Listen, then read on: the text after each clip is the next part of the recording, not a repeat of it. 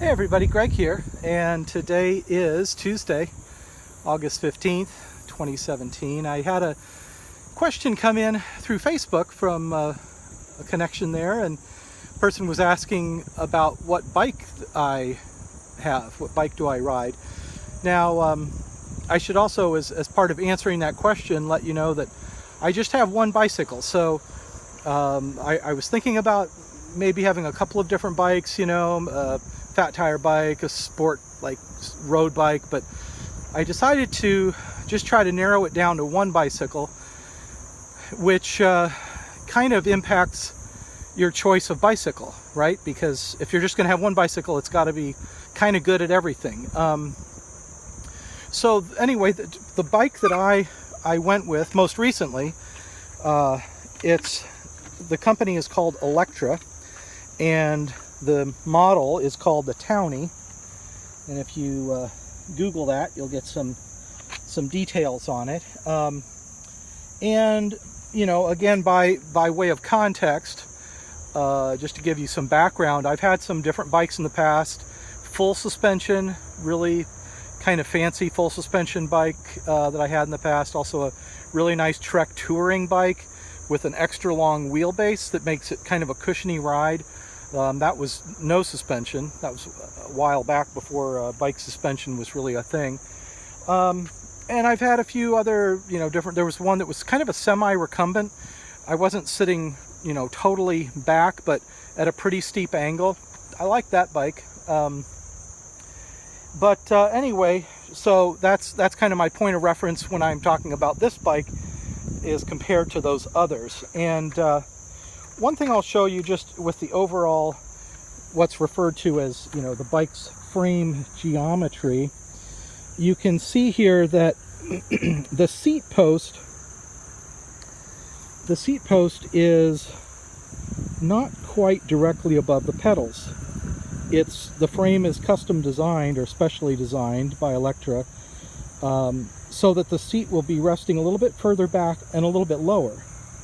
So what that achieves is that for a person of my size, my height, right around 6 feet, and kind of long legs, if that seat were, straight above those pedals, I would be pretty high in the air in order to get that length, right? So by bringing the seat back a little bit, it means that I can be closer to the ground, lower feeling of, lower sense of center of gravity. There is one benefit.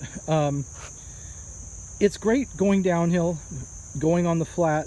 I will say going uphill, it's a little bit of a challenge because you're basically doing leg presses. You don't have your body weight to kind of get up above those pedals, get up on those pedals and start stepping, as you sometimes see people do, where they'll kind of get up off their bicycle seat a little bit. So that would be, I guess, the only drawback I can think of. Having a stiff suspension in the rear, having the solid frame in the rear, keeps it a very solid feel.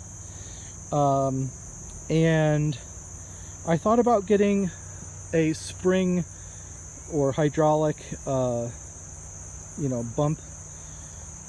suppressor, for the seat post. You may have seen those shock absorbers for the seat post. I thought about getting one of those, but I really wanted to keep that solid feel in the back. And a lot of your then foot pedal energy is just going right into driving the rear wheel. On the front, I do have suspension. I do like it in the front, particularly. You wouldn't think about this normally. You consider, the suspension in a car will help you with handling if there are bumps in the road and you're going around a turn, and it makes sure that the tire stays in contact with the road, right? Well, the same is kind of true with a bicycle. You see there's, maybe 4 inches of travel there in those shock absorbers, and they really, really help. So if the front tire if I'm on some kind of a washboard kind of road or a lot of bumps on the road, it keeps that tire in contact with the road and makes me feel like I'm a little bit more in control of the bike. So I want to point out some things here too. On a typical, one thing is the name I mentioned. There it is, Electra. And that sounds like, well, maybe it's an electric bike. It's not. That's just the name of the company.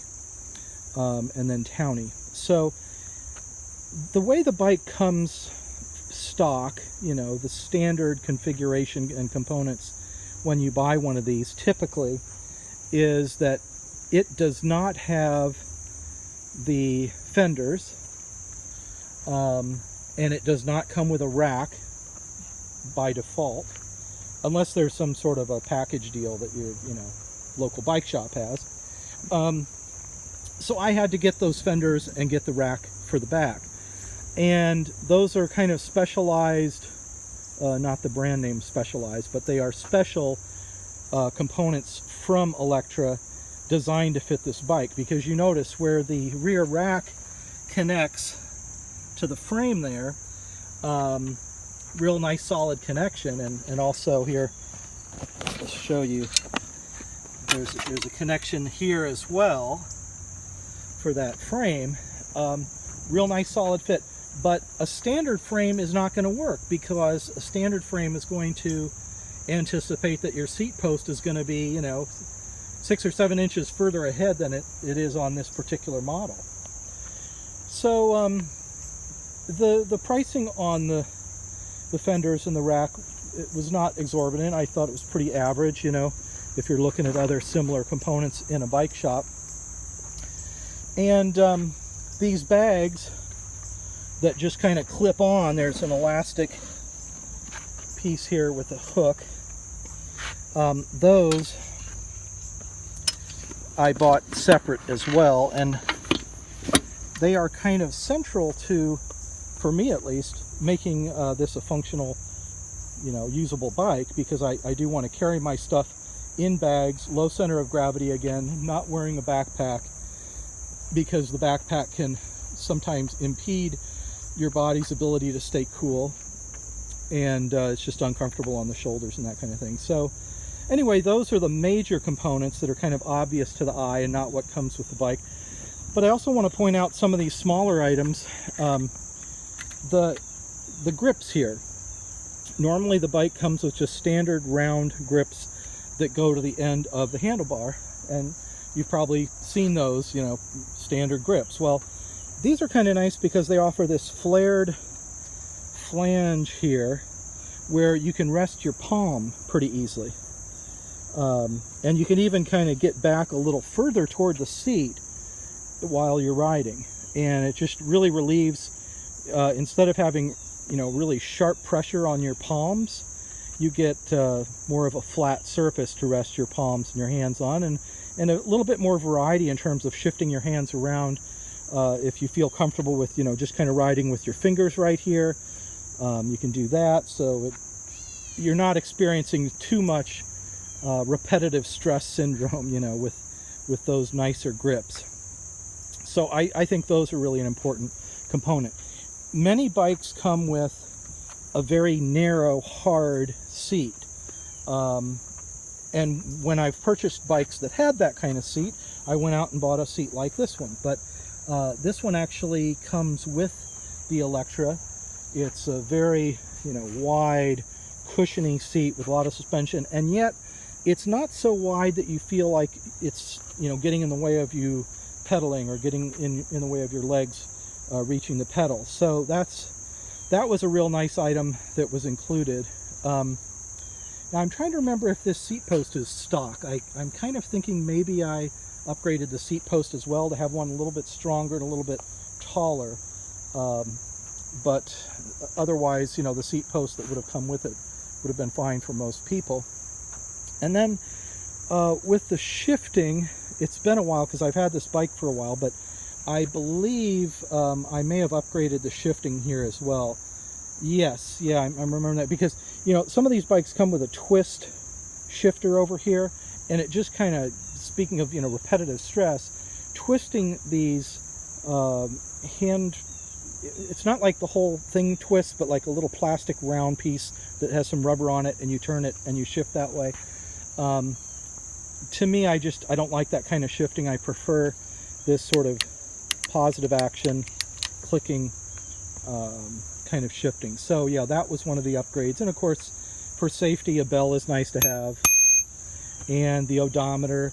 I went with a wireless odometer, and it's worked out okay. I mean, I could have gone with a wired odometer, although when you have a front suspension and the shocks are, you know, moving up and down quite a bit, that is a little bit of extra play for some wires to deal with, you know. So, and it's something else to get things caught on. So I find having the wireless odometer is a good thing, and I use that quite a bit. I like to track my miles, and it helps me in my consulting work because, you know, if I'm riding my bike to a client location and I know they're on the east side of town or something, I'll check my logs and see, okay, that takes about, you know, 40 minutes on a nice day to get there. So I can kind of calculate the mileage and the time, and also for billing purposes, you know, or tax purposes, if I'm trying to keep track of how many miles are business and how many are personal. You know, along the way, I've had to have the bike, you know, these brake pads replaced, just because that's something you do as part of normal maintenance. And when I've had to, you know, have that done, I basically just request the larger brake pads, the ones that give you a little bit more of a grip. I don't know if you can see that there.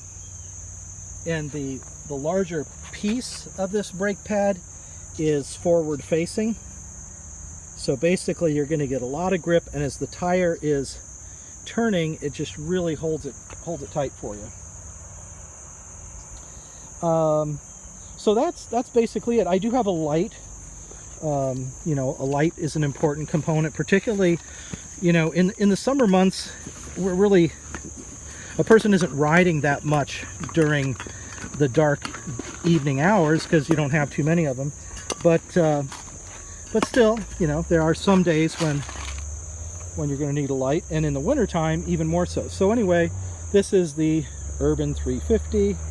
We'll get a close shot of that. Urban 350. It straps on pretty easily. You can just kind of mount it right up there, and when it's not in use, just take it off.